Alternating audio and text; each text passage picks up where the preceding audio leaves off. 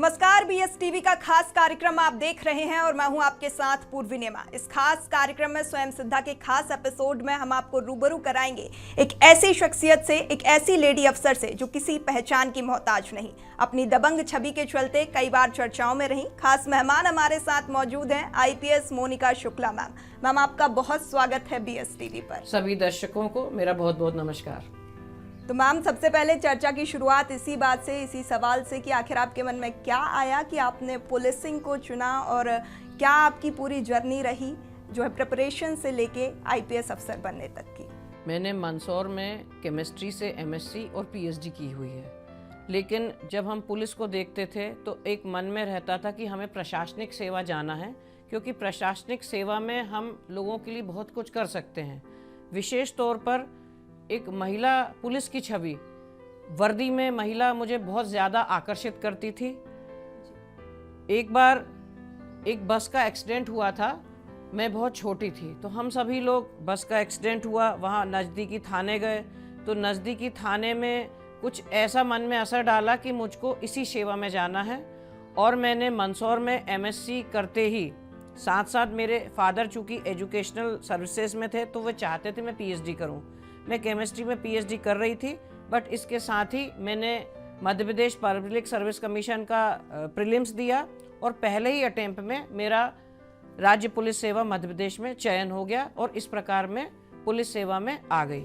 जी ma'am, बतौर महिला police अफसर आपके जीवन में से कई पल आए होंगे जहाँ पे आपको मैनेज करना पड़ा होगा, ड्यूटी और घर को भी समय देना पड़ा होगा। कैसे आपने पूरा मैनेज किया? मेरे 2 बच्चे हैं और मेरे पति भी मेरे साथ ही पुलिस सर्विसेज में हैं। तो पुलिस सर्विसेज चूँकि 24 घंटे की जॉब चाहती है, तो थोड़ा सा घर मैनेज करना, बच्चे मैनेज करना बिना फैमिली मेम्बर्स की हेल्प के थोड़ा सा मुश्किल होता है। मैं खुशनसीब हूँ कि मेरे पेरेंट्स यहीं जहाँ जहाँ मेरी जॉब रही, मेनली मेरी शुरुआती जॉब भोपाल में रही, तो मेरे पेरेंट्स भोपाल में रहते थे। तो मेरे बच्चे सुबह में मम्मी के घर छोड़ जाती थी और रात में जब ड्यूटी में आती थी तो उनको लेती थी। तो मेरे हस्बैंड, मेरे मम्मी, मेरे डैडी और मेरे बच्चे, जिन्होंने इस जर्नी में मेरा सपोर्ट किया और धीरे धीरे वो इस आदत के अभ्यस्त हो गए। मैम, कहीं ना कहीं पुलिसिंग बहुत ही टफ जॉब है। कभी आपको ऐसा महसूस हुआ हो कि महिला होना आपके आड़े आया? नहीं, कभी ऐसा महसूस नहीं हुआ। आपने ही प्रश्न किया महिला ऑफिसर का। पुलिस में आई थिंक महिला और पुरुष का कोई भेद नहीं है। ऑफिसर ऑफिसर होता है। कुछ चीज़ें ज़रूर होती हैं कि आप इस महिला हैं तो आप कहीं खुले में आप वॉशरूम नहीं जा सकते हैं, आप महिला हैं तो आप खुले में कपड़े नहीं बदल सकते हैं। इस प्रकार की चीज़ें ज़रूर हमें महिला होने के नाते अपने अधीनस्थ जो महिला कर्मचारी है, मेरे पास तो एक वाहन है, लेकिन वो उनको कहीं जाना होता है तो हमको ध्यान रखना होता है महिला रात में जा रही है, उसके पास गाड़ी है या नहीं। ये कुछ चीज़ें ज़रूर हैं, बाकी तो आपका काम ही आपकी पहचान होता है। जी बिल्कुल बिल्कुल, आपने बहुत ही अच्छी बात कही। आपका काम ही आपकी पहचान होता है। आपने कई जिलों में पुलिस कप्तान की सेवा दी, रायसेन, विदिशा, कई जिले थे। कैसा आपका अनुभव रहा? कैसे आपने वहाँ पे सुरक्षा व्यवस्था को संभाला? मैं शाजापुर, नरसिंहपुर, रायसेन तथा विदिशा, इसके साथ ही इंदौर में पुलिस अधीक्षक के पद पर कार्यरत रही हूँ। मेरे जो अधीनस्थ थे उन सब के सहयोग से ही मैं सक्सेसफुल रही हूँ कि नीचे वाले जो अधीनस्थ कर्मचारी थे, जो मेरे एडिशनल एसपी थे, सीएसपी थे, थाना प्रभारी थे, उन सब ने अपना काम बखूबी निभाया। साथ ही मेरे सीनियर्स थे, इन्होंने मेरे पे विश्वास किया कि हाँ, ये मैं काम कर सकती हूँ। और इसके साथ ही साथ वहाँ के लोगों का बहुत ज़्यादा सहयोग मिला। मैंने बहुत ज़्यादा पब्लिक ओरिएंटेड काम किया है। पब्लिक हमसे क्या चाहती है? पब्लिक चाहती है कि सड़क पर ट्रैफिक सुचारू रूप से चले। पब्लिक ये चाहती है कि वो यदि कोई कंप्लेंट पुलिस थाने में करती है तो उसकी सुनवाई तत्काल हो, और यदि वो चाहती है कि किसी को अरेस्ट करना है तो वो सुनवाई तत्काल हो। आप कोई शिकायत करते हैं तो उस शिकायत पे क्या हुआ, ये जानकारी पब्लिक को चाहिए। तो हम इसी आधार पर काम किए और सभी के सहयोग से मैंने काफ़ी सक्सेसफुल अपनी लाइफ जी है। बिल्कुल मैम, किसान आंदोलन का वो समय कितना चुनौतीपूर्ण आपके लिए था? जिस तरीके से आपने बहुत ही बहादुरी से, निष्ठावान तरीके से आपने आंदोलनकारियों को खदेड़ने के लिए स्वयं पत्थर उठाया, कितना चुनौतीपूर्ण था? मैं जब शाहजहाँपुर पुलिस अधीक्षक के पद पर पदस्थ थी तो उसी समय किसान आंदोलन हुआ। वह समय अत्यंत ही चुनौतीपूर्ण था क्योंकि हमारे पास कोई पृथक से रिजर्व बल नहीं था, शाहजहाँपुर जिले में तैनाती भी कम थी और इसके साथ साथ मेरे पास जो अधीनस्थ ऑफिसर थे उन लोगों का एडिशनल एसपी और सीएसपी दोनों का ही यह पहला चार्ज था।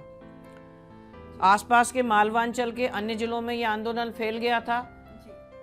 हमने जगह जगह जा कर के हर चौकी पर, हर थाने पर वहाँ के लोगों के साथ मीटिंग की और बोले इस प्रकार का कोई आंदोलन आता है, कोई जबरन दुकान बंद कराता है तो हमारी पुलिस फोर्स यहाँ कम है। हमने ज़्यादा से ज़्यादा लोगों को जोड़ा।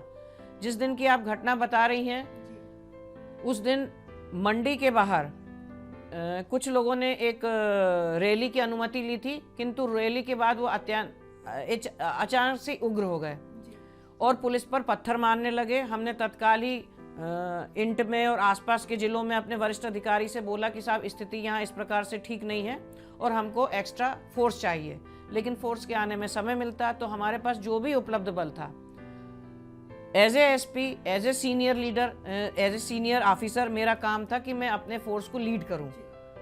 तो हमारे पास जो भी उपलब्ध संसाधन से उससे हमने किसान या उस आंदोलन में जो भी लोग शामिल थे उनके रोकने की कोशिश की और इसके साथ ही साथ मेरी फोर्स ने और वहाँ के जन सामान्य के लोगों ने हमारा साथ दिया और मैं खुशकिस्मत हूँ कि हमने अपने शहर में किसी भी प्रकार का उपद्रव होने से रोक दिया। जी बिल्कुल मैम, आपकी बहादुरी के कुछ किस्से जो हैं लगातार देखने को मिलते हैं, सुनने को मिलते हैं। हमने देखा भोपाल काजी कैंप की घटना हो या फिर गैस ट्रेजेडी के समय जो बरसी के समय जो उत्पात हुआ था, काफ़ी बहादुरी से आपने पूरी घटना को पेश पाया। जी thank you. Bhopal Kazi camp में एक झगड़ा हो गया था और जो भीड़ थी वो एक पेट्रोल पंप को जलाने आ रही थी। यदि वो भीड़ उसको जलाने में सफल होती तो काफ़ी नुकसान हो सकता था।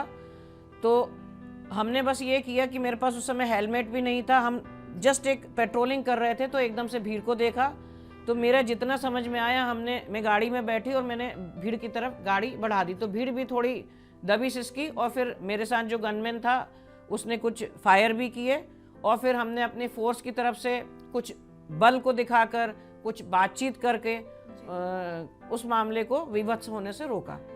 इसी प्रकार जो आप बता रही हैं कि जब जो गैस ट्रेजेडी वाली घटना थी तो जो पटरियों पर आंदोलनकारी बैठे थे और हम उनको हटाने गए तो चूंकि वहाँ पत्थर काफ़ी उपलब्ध थे तो पत्थर पुलिस की ओर मारने लगे। फिर वहाँ जितना भी उपलब्ध फोर्स था, एसपी सर थे, कलेक्टर सर थे और जो मेरे साथ एसएफ का बल था, उन सब ने मिलकर किसी तरह से उस माहौल को काबू में लिया। जी मैम, फील्ड पोस्टिंग के समय आपने सबसे ज़्यादा ध्यान जो है सोशल पुलिसिंग पर दिया, कितना सफल ये प्रयास रहा? ये प्रयास काफ़ी सफल रहा। मेरा ये मानना है कि हम जिनके लिए ये पुलिसिंग करते हैं उनका इन्वॉल्व होना बहुत ज़रूरी है। हमसे पब्लिक क्या चाहती है? एक कोई थाना है, हम अंदर कितने भी अच्छे काम करें, जब तक पब्लिक को ये नहीं पता चलेगा कि हम ये अच्छा काम कर रहे हैं या हमारा रिस्पांस टाइम बहुत अच्छा होना चाहिए कि किसी पब्लिक ने शिकायत की कि साहब हमारे यहाँ चोरी हो गई या हमारे यहाँ एक्सीडेंट हो गया या हमारे यहाँ झगड़ा हो गया, तो मेरा सोच है कि पुलिस का रिस्पांस टाइम तत्काल होना चाहिए और पुलिस सड़कों पर मौजूद होना चाहिए। और किसी भी प्रकार की घटना यदि होती है तो हमको गवाह के रूप में आम पब्लिक ही आवश्यक होती है। तो वह आम पब्लिक, कोई घटना की सूचना, कोई चोरी हो जाती है, कोई मर्डर हो जाता है, तो उसमें हमको जनता से ही पूछताछ करनी पड़ती है, वही हमको जानकारी देते हैं। तो लोगों में जितना ज़्यादा पुलिस के प्रति विश्वास होगा हम उतने ही सक्सेसफुल होंगे। जब मैं विदिशा एसपी थी तो मैंने वहाँ हर मोहल्ले में बीट वाले को बोला कि आप हर कॉलोनी में जाइए और हर मोहल्ले वालों के साथ एक जनसंपर्क करिए, उनके साथ बैठिए। उस काम में सीएसपी, एडिशनल एसपी और हम एसपी भी शामिल थे। आप उनके बीच में अनौपचारिक रूप से जाएंगे तो वो बताएंगे कि साहब किस जगह ऐसी है जहां लोग आवारा टाइप के लोग खड़े रहते हैं, किस जगह ऐसी है जहां लड़कियों को थोड़ा अनईजी फील होता है। शाहजहाँपुर और नरसिंहपुर में मैंने कुछ रेड पॉइंट बनाए थे कि ऐसी जगह जो अंधेरी जगह है या जहाँ से बच्चियाँ जाती हैं तो उनको अनईजी फील होता है, उन रेड स्पॉट पर हमने डायल 100 या थाने की गाड़ी को लगातार पेट्रोलिंग कराई थी। जी बिल्कुल, महिला सुरक्षा को आपने बहुत ही बेहतर ढंग से संभाला और ध्यान में काफ़ी अच्छे से रखा। आप भोपाल में भी रहीं तो आपने ट्रैफिक को सुधारने के लिए कई प्रयास किए, कितने सफल वो प्रयास रहे? मैं भोपाल में पढ़ी हूँ, मैंने अपनी स्कूलिंग और कॉलेज भोपाल से किया है। भोपाल में मेरी पैदाइश है। भोपाल शहर से मेरा दिली लगाव है और जब मैं एडिशनल एसपी ट्रैफिक बनी तो मुझे लगा कि इस शहर के बारे में कुछ अच्छा करने का मेरे लिए एक जो मौका दिया है डिपार्टमेंट ने, वो मैं करूं। उसी समय जब मैं एडिशनल एसपी ट्रैफिक थी तो हमने कई सारे रूट, जब कोई वीआईपी मूवमेंट होता है तो लोगों को दिक्कत ना हो, तो हमने डाइवर्जन जितने ज़्यादा से ज़्यादा हो सकते हैं वो किए।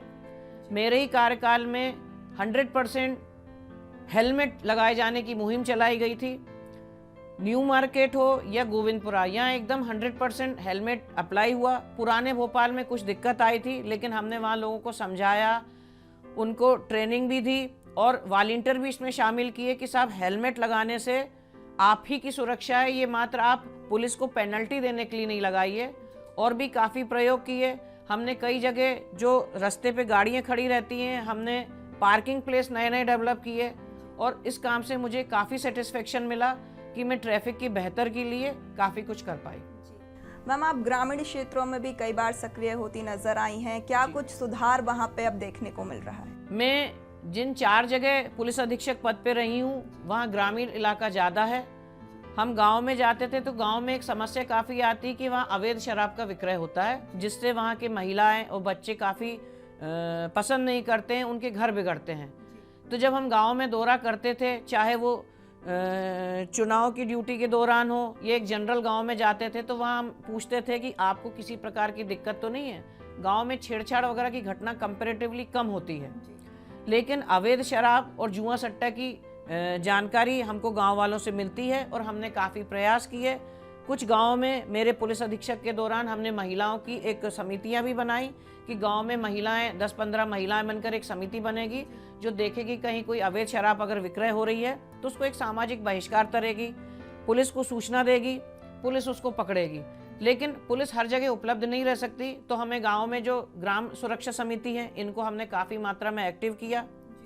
और मैं जिन जिलों में रही हूँ वहाँ थोड़ा सांप्रदायिक रूप से भी वो सेंसिटिव जिले थे, जैसे शाजापुर हुआ या रायसेन हुआ। तो सांप्रदायिक रूप से जब संवेदनशील होते हैं तो जो ग्रामीण धार्मिक स्थलों की सुरक्षा, इसके लिए भी हमने इनकी सुरक्षा समितियों को एक्टिव किया। इस प्रकार हमको लोगों का बहुत अधिक सहयोग मिला और मैं उनको अभी धन्यवाद भी देती हूँ। जी मैम, हम लगातार देख रहे हैं कि आज की जनरेशन में बच्चे सिविल सर्विस की ओर आगे बढ़ रहे हैं, सिविल सर्विस में अपना करियर देख रहे हैं। क्या सलाह, क्या सीख आप उन बच्चों को देना चाहेंगे? सिविल सर्विसेज देश के प्रति अपने ऋण उतारने का एक बहुत अच्छा तरीका है। हम इसमें जनता के लिए, लोगों के लिए बहुत कुछ कर सकते हैं। सिविल सर्विसेज जो लोग तैयारी कर रहे हैं, मेरा उनसे यही कहना है कि वे ज़्यादा से ज़्यादा रोज़ अखबार ज़रूर पढ़ें, रोज़ टीवी पर न्यूज़ ज़रूर देखें और अपना जनरल नॉलेज को अपडेट करें। विभिन्न विषय होते हैं, उस पर आपके स्वयं के क्या ओपिनियन है, उसको एक राइट अप तैयार करें कि हमको ये सब्जेक्ट मिला है, इस सब्जेक्ट पर कितना ज़्यादा से ज़्यादा नॉलेज हो सकता है। मान लीजिए जीएसटी का सब्जेक्ट है तो इस पे आप, अब तो इंटरनेट का ज़माना है, इंटरनेट से आपको काफ़ी मटेरियल मिल सकता है। मैम, तो आईपीएस मोनिका शुक्ला को तो सभी जानते हैं, कर्मठ, निष्ठावान, सख्त आईपीएस अफसर। लेकिन अगर हम बात करें मोनिका शुक्ला की व्यक्तिगत रूप से, तो उन्हें क्या पसंद है, किस चीज़ में उनकी रुचि है? मेरे को पढ़ना बहुत पसंद है। मैं तरह तरह की ऑटोबायोग्राफी और ट्रेवल के ऊपर जो लिखी गई किताबें काफ़ी पढ़ना पसंद करती हूँ। मुझे गार्डनिंग बहुत पसंद है। मैं जहाँ रहती हूँ मेरे 50 से लेकर 100 के बीच में गमले मेरे साथ चल रहे हैं और मेरे को सब्जियाँ उगाना भी पसंद है और मुझे फ़ोटोग्राफी करना पसंद है और मुझे दोस्तों का साथ बहुत पसंद है। मैं बहुत ज़्यादा सोशल हूँ और मुझे लगता है कि हमें ज़िंदगी के हर पल को जीना चाहिए। ज़िंदगी कितनी है नहीं पता, खुशियाँ हर छोटी छोटी चीज़ में ढूंढनी चाहिए और इसी से फैमिली के साथ, बच्चों के साथ, दोस्तों के साथ ही हम रिलैक्स रह पाते हैं। जी, जैसा कि आपने कहा कि आपको अपने दोस्तों के साथ समय व्यतीत करना बहुत पसंद है, लेकिन इतनी टफ जॉब, पुलिसिंग जैसी जॉब, दोस्तों के लिए कैसे समय निकाल पाती हैं आप? काफ़ी मुश्किल समय है, बट जितना समय हम नौकरी में देते हैं, अगर हमको आधा घंटा, 1 घंटा भी उसमें मिल जाता है तो वो समय हमें अपनी फैमिली में देना चाहिए, वो समय हम अपने दोस्तों को दे देते हैं। ज़्यादातर टाइम आपकी जो है मैम फील्ड पे पोस्टिंग रही है, हमने देखा है लगातार आप ग्रामीण क्षेत्रों में भी सक्रिय रही हैं। बच्चों को समय कम मिलता होगा, कुछ शिकायत बच्चों की? बच्चे जो हैं उनको काफ़ी कम समय दे पाई हूँ, लेकिन मेरे हस्बैंड भी चूंकि पुलिस सर्विसेज में हैं, तो हम लोगों ने एक सिस्टम बना रखा था कि जब एक फील्ड में होता था तो दूसरा नॉन फील्ड वाले जॉब लेता था, जिससे बच्चों के पास एक ना एक पेरेंट्स हमेशा बना रहा। बच्चे धीरे धीरे, हो सकता है उनकी कुछ शिकायतें रही हों, लेकिन इसका कोई ऑप्शन नहीं है, तो धीरे धीरे वो इस सिस्टम में ही ढल चुके हैं। मुझे याद है मेरे बेटे का 12th का पेपर था और मेरी कहीं ड्यूटी लगी थी। मैंने जो मेरे सर थे उनसे बोला कि सर मेरा बेटे का कल 12th का पेपर है और मैं थोड़ा घर जल्दी जाना चाहती हूँ। उन्होंने मेरे को 11 बजे छोड़ दिया रात में। मैं घर गई तो मेरे बेटे का प्रश्न था कि इतने जल्दी क्यों आ गई, हम तो पढ़ लेते। अब तो इस प्रकार से बच्चे हैबिचुअल हो गए हैं। जब मेरी बेटी 6th क्लास में आई तो मैं पुलिस अधीक्षक के पद पर पदस्थ थी, तो जिन छोटी जगह मेरी पोस्टिंग होती थी तो बार बार जब हमारे ट्रांसफ़र होते थे तो कंटिन्यूस उसकी स्टडी ठीक नहीं जा पा रही थी, तो वो डेली कॉलेज में बोर्डिंग में चली गई और उसके बाद वो बोलती थी कि आपकी कहीं अच्छी जगह भी शहर में पोस्टिंग हो, मैं अपने बोर्डिंग में ही रहूँगी, मैं अपने स्कूल में बहुत खुश हूँ। तो मैम, जब आप भोपाल में थी, भोपाल में पदस्थ थी, आपके ऊपर महत्वपूर्ण जिम्मेदारी थी, क्राइम ब्रांच की जिम्मेदारी थी। इस दौरान आपने एक बहुत ही महत्वपूर्ण जो केस था, चोरी का केस था टीटी नगर में, उसको आपने सुलझाया। जी हाँ, मैं जब एडिशनल एसपी क्राइम ब्रांच थी तब टीटी नगर थाना क्षेत्र में एक अद्भुत ही कह सकते हैं उसको, एक चोरी हुई। एक मनप्पुरम नाम की ब्रांच थी, वहाँ कुछ जेवर चोरी हो गए थे और पता चला कि लगभग 6 किलो से ज़्यादा सोना उसमें चोरी चला गया है। उसमें हमने टीम गठित की, हमने उसकी जितनी भी सीसीटीवी थी उसको देखा, पीएसटी ने डाटा एनालिसिस किया, अपनी कई सारी टीमें बताईं। फिर हमको खबर पता चली कि वो जो सोना चोरी गया है वो कहीं बिकने के लिए आया है। उसको हमने ट्रेस आउट किया। जब आरोपी हमको मिला तो उस आरोपी को पहले भी कई पुलिस वाले पूछताछ कर चुके थे, मगर वो टूट नहीं पाया था। और हमने जैसे ही अपने क्राइम ब्रांच में बुलाया, उसको फुटेज दिखाई, उसको कुछ डाटा हमारे जो डॉक्यूमेंट थे दिखाए, वो एकदम टूट गया और उसने बोला कि साहब फला जगह आप चले जाइए। पुलिस वाले को एक कुएं की मोटर में बांधकर उसने सारा सोना रखा हुआ था। हमारी टीम गई, मैंने अपनी टीम को बताया नहीं कि तुम कहाँ जा रहे हो, बोला इस दादा के साथ चले जाओ। उनके मोबाइल और मेरे मोबाइल हमने सब एक जगह रख दिए। वो जब लौटे तो उनके हाथ में जो सामान था खोला, उसमें पूरा चोरी गया सोना मिला। तो एक काफ़ी अच्छी रिकवरी हम लोगों के द्वारा की गई। जी मैम, आप जैसा कि आप बता रही हैं कि आप ग्रामीण क्षेत्रों में ज़्यादा रही हैं, आपका जो पोस्टिंग था ग्रामीण क्षेत्रों में ज़्यादा रहा है, आपने हमेशा से जो है वहाँ पे शहर की तरह बीट सिस्टम डेवलप करने की कोशिश करी, कितना सफल ये प्रयास रहा है?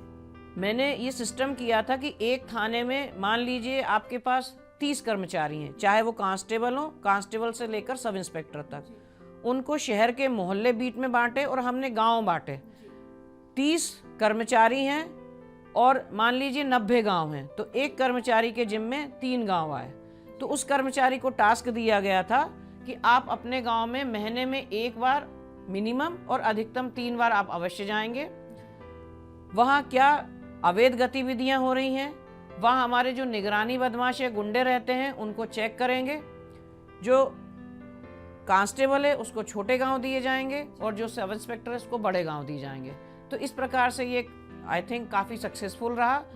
लोगों को पुलिस की लगातार प्रेजेंस भी बनी रही, तो लोगों को ये शिकायत नहीं थी कि हमें पुलिस सुनती नहीं है। हमने उस गांव की जो पंचायत भवन की बिल्डिंग है या मंदिर मस्जिद है, इस प्रकार बाहर उस बीट प्रभारी के नंबर भी दीवार पे पेंट से लिखवा दिए थे कि कहीं कोई उनको सूचना देना हो तो वो किसको दें। इसी प्रकार से जो गांव में धार्मिक स्थल हैं उनकी सुरक्षा के लिए भी हमने मोहल्ले वाइज टीम बनाई थी कि आपका काम है कि आप आपका धार्मिक स्थल जो ओपन है उसमें आप गेट लगवाइए, उसमें कोई व्यक्ति कोई अवांछित गतिविधि ना करे। इसके लिए हर रोज एक न एक की ड्यूटी हम लगाते थे। मैम, जैसे कि आपने बताया कि आप और आपके पति दोनों ही पुलिसिंग में हैं, बच्चे बड़े हो रहे हैं, क्या कुछ उनका मकसद है आगे किस फील्ड में, क्या पुलिसिंग में ही वो आगे बढ़ेंगे? मैं ये चाहती थी कि बच्चे जो जॉब लें वो अपनी खुशी से लें। तो मेरे बेटे ने बिट्स से मैकेनिकल इंजीनियरिंग में ग्रेजुएशन किया है और वो अभी बैंक में कार्यरत है, और मेरी बेटी मेडिकल की स्टूडेंट है। तो दोनों ही पुलिस क्षेत्र से अलग अपनी पसंदीदा क्षेत्र में काम कर रहे हैं। मैम, जैसा कि आपने बताया कि आप और आपके पति दोनों ही जो है पुलिस में सेवा दे रहे हैं, कहीं ना कहीं बच्चों को बहुत ही प्राउड फील होता होगा कि उनके मदर फादर जो है लगातार देश के लिए सेवा दे रहे हैं। जी ज़रूर। मैंने बच्चों को यही सिखाया है कि हम जिस फील्ड में जाएं वहाँ हम क्या बेस्ट कर सकते हैं। मेरे जो बच्चे, एक बैंकिंग में गया है और एक मेडिकल में गया है, तो वो भी देश सेवा का एक अच्छा अवसर उनको उपलब्ध कराते हैं। और जो भी काम करें उसको मेहनत से, ईमानदारी से करें। और मुझे बड़ी खुशी है कि मेरे बच्चों में ये चीज़ आई है, डिसिप्लिन आया है, कॉन्फिडेंस आया है और एक ईमानदारी आई है। आप हमेशा से महिला सशक्तिकरण को बढ़ावा देने के लिए जो है हमेशा से आगे रही हैं। महिलाओं की सुरक्षा के लिए अगर आप कुछ टिप्स देना चाहें, जो आजकल हम देखते हैं कि युवा पीढ़ी भी बाहर है, बच्चियां भी बाहर हैं, उनको काम के लिए अकेले घर से बाहर निकलना पड़ता है, क्या कुछ टिप्स आप उन्हें देना चाहेंगे? जब हम नौकरी में आए थे तो उस समय इतनी महिलाएं जॉब में नहीं आती थी, बट हम आज की एज को देखते हैं तो आज बच्चियां काफ़ी अच्छे फील्ड में आ रही हैं। पेरेंट्स उनको हॉस्टल भेजने में या अन्य जगह जॉब भेजने में हिचकते नहीं हैं। तो मेरा यही कहना है कि जब बच्चियां बाहर जाती हैं तो इनको एक तो फुली कॉन्फिडेंस होना चाहिए कि हाँ, हम कर सकते हैं। कभी भी कोई सुनसान रास्ते पर जाने से थोड़ा बचना चाहिए, और जो भीड़-भाड़ वाले इलाके हैं उसमें आप जाइए। और आप अपने जब किसी गाड़ी में या टैक्सी में भेजते हैं तो मेरा ये कहना है कि उस टैक्सी का नंबर आप अपने फैमिली को टेक्स्ट कर दीजिए और एक बार फ़ोन करके ज़रूर बताइए कि हाँ मम्मी, मैं गाड़ी में बैठ गई हूँ। आप कहाँ जाते हैं आपके पेरेंट्स को पता होना चाहिए। मेरी बेटी खुद हॉस्टल में रह रही है, उसको मैंने कह रखा है कि यदि आप रूटीन कॉलेज लाइफ से हटकर कहीं जाते हो तो हमको एक बार व्हाट्सएप कर दीजिए कि मैं साहब फलानी जगह चली गई, मैं फलानी जगह से आ गई। और दूसरा, साथ ही साथ मेरा सभी लोगों से ये अनुरोध है कि जब हम कहीं बाहर जाते हैं, किसी बच्ची के साथ कुछ गलत होता देखते हैं तो आपको तत्काल उसका विरोध करना चाहिए, तत्काल आप पुलिस को सूचित करना चाहिए। जिस प्रकार से हमारी बच्चियां किसी अन्य स्थान पर अकेली हैं, उसी प्रकार से हो सकता है कि जब हम आज सड़क पर जा रहे हों, किसी बच्ची के साथ कोई गलत हो रहा हो तो वो बच्ची भी हमारी ही बच्ची है।